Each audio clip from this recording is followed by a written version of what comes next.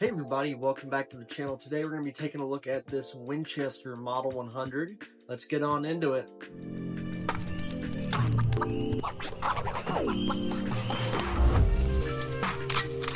Before we jump in though, I'm going to invite you guys to subscribe to the channel if you have not already. Be sure to like, share, and comment. Helps promote what I do here at the channel in the algorithm, and I would greatly appreciate it. Thank you. So, like I said, this is the Winchester Model 100. I will show that it's clear for all my safety freaks out there. Anyway, so a little bit about the rifle. It is a rifle that Winchester developed, I believe, somewhere between the 40s and the 60s. I'm not going to dig too deep into the weeds here. It came in a bunch of different calibers, 30-06.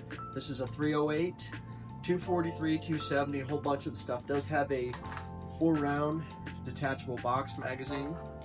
This one has a lever base with the scope little 3-9 by 40, so not too bad, as you can see there. Walnut stock, some beautiful checkering though. Cross bolt safety right here, more checkering on the grip, and then little plastic recoil pad that doesn't really do much in the terms of recoil mitigation, but fits the look. On here you just have kind of like an old military style sling, nothing crazy. So how did I come to acquire this rifle? Well, I was looking to get rid of a couple of my firearms, kind of thin out the collection, get something better. I've always used 6.5 to go deer hunting, a 6.5 Creedmoor that is, but I kind of wanted a 308, so trading in one of my ARs. I wasn't shooting anymore for this guy, and pretty good, got a good deal on it. But yeah, this one is, so like I said, this one is in 308. Also, you can use these magazines for 243 or 308, since 243 is in the 308 case. You can just neck down to I guess a 24 caliber or 243 projectile. So the type of ammo I have been using for this guy, it runs really well with 150s. So I picked up a box of this Nosler 150 grain BT. This is kind of like their all copper projectile. It runs pretty good. I have had an issue with this. I don't know if it's something with the ejector or if it's the magazine being old, if the gun's just old.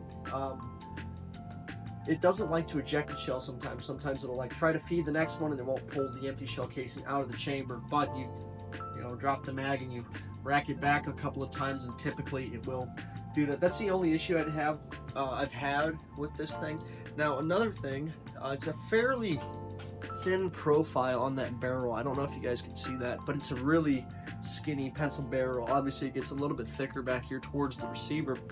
But an issue with that is you get off 4 or 5 shots in the shooting range and this thing just starts stringing shots. I might go from, I mean, it's not a 1 MOA rifle at all, but I might be going from something like this to all over the place. So it's kind of hard to figure. You kind of just have to do maybe a 3-4 shot group, let it cool completely down, and then do another 3-4 shot group.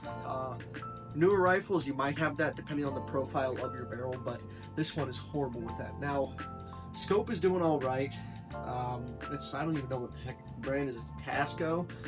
Definitely probably gonna upgrade that to like a Vortex or a Leupold here soon.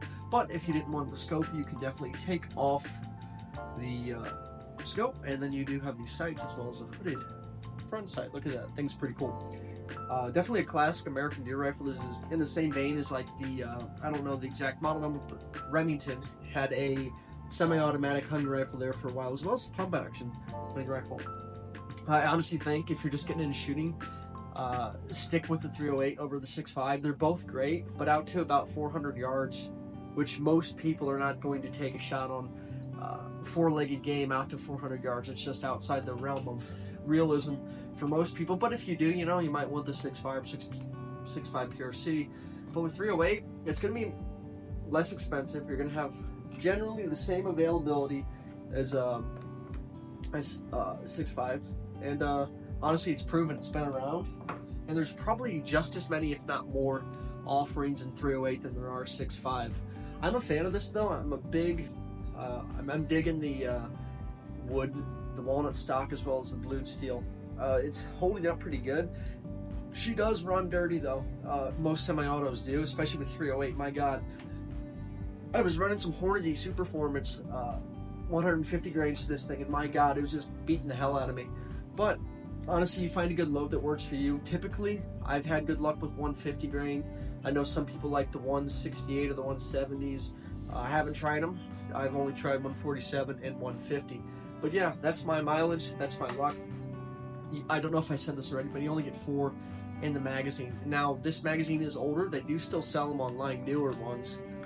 The leaf springs kind of wear out on these guys after 60 years, you know, it tends to happen. So I think I'm going to get a new magazine, because I do run into some issues unless I load it all the way. I get those casings stuck in the chamber. I haven't cleaned my extractor out, so maybe I just need to take it to a gunsmith and get it tuned or whatever. I think it's just a basic blowback design is what it feels like. It's got a spring in the back of the receiver.